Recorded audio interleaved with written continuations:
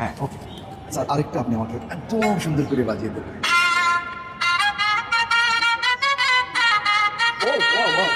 Sir আসসালামু আলাইকুম। ভালো আছেন আপনি? ইনশাআল্লাহ। আমি আপনার সঙ্গে আমার প্রায় 5 বছরের আগে পরিচয়। হ্যাঁ আমি জানি আপনি এই যন্ত্র হাত দিয়ে বাজান না, আপনি আমার এই হৃদয় দিয়ে বাজান। দয়া করে যদি খুব সুন্দর একটা গান আজকে এই যে বাসা শহীদ যিনি আছেন, বাসা শহীদের শ্রদ্ধার্থে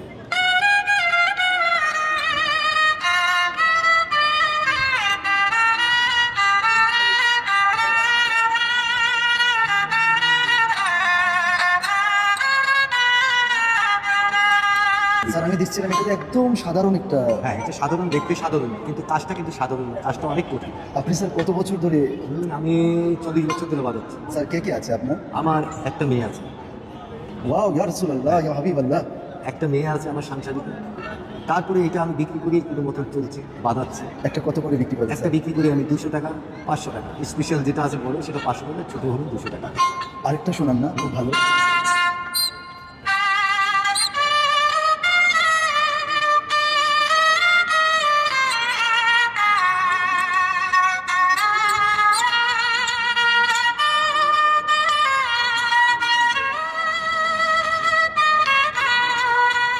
স্যার এটা কি সবাই শিখতে পারে? হ্যাঁ ইচ্ছা থাকলেই উপায়, ইচ্ছা থাকলেই সবাই পারে, আর ইচ্ছা না থাকলে কেউ পারে। কারণ আমি দেখছিলাম স্যার আপনি যখন এটা বাজাচ্ছেন মনে হচ্ছে হৃদয় থেকে হ্যাঁ বাজাচ্ছেন। পুরো হৃদয়টাই আমার গানের সুর আসতে আছে, হৃদয় থেকে কারণ আজকে সম্পূর্ণ কথা বলতে হবে। ভাষা শহীদদের এই কেন্দ্রীয় শহীদ মিনারে দাঁড়িয়ে আপনি এটা একটা ভাষা হ্যাঁ সুর দিয়ে আপনি তাদেরকে শ্রদ্ধা জানাচ্ছেন। আমি এক ভাষায় আসলাম, আরেক এক ভাষা সাগর- বুঝাচ্ছি। স্যার এক সাগর রক্তের বিনিময়ে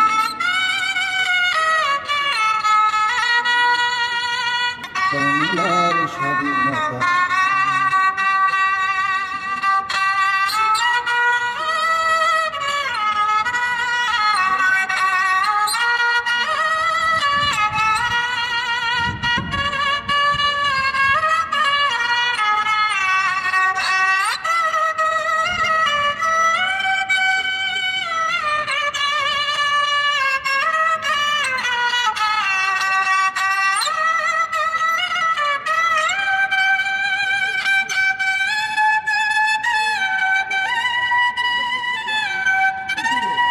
স্যার বিশ্বাস করেন আমি আপনার চোখের দিকে তাকাচ্ছিলাম, হ্যাঁ আপনার বিশ্বস্ত আমি। চেহারা মোবারকের দিকে তাকাচ্ছিলাম, আমার মনে হয় এটা আপনি এই জায়গা থেকে বাজাচ্ছেন। এখান থেকে তো সব কিছু আছে। সুর যদি এখান থেকে আসে, এগুলো আশীর্বাদ এই 200 জায়গা টাকা থেকে করে আসে। স্যার? হ্যাঁ আশীর্বাদ এই জায়গা থেকে আসে, এছাড়া কোনো কিছু আমাকে নেই। 2টা দিবেন। হ্যাঁ ওকে স্যার আরেকটা আপনি আমাকে একদম সুন্দর করে বাজিয়ে দেবেন। ও ও ও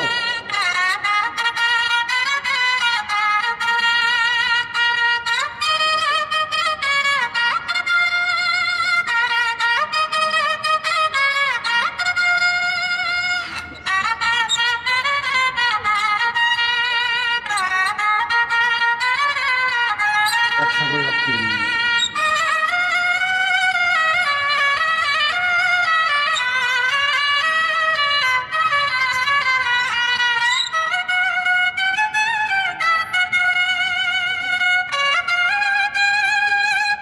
স্যার আমার হৃৎপিণ্ড কাঁপছে স্যার।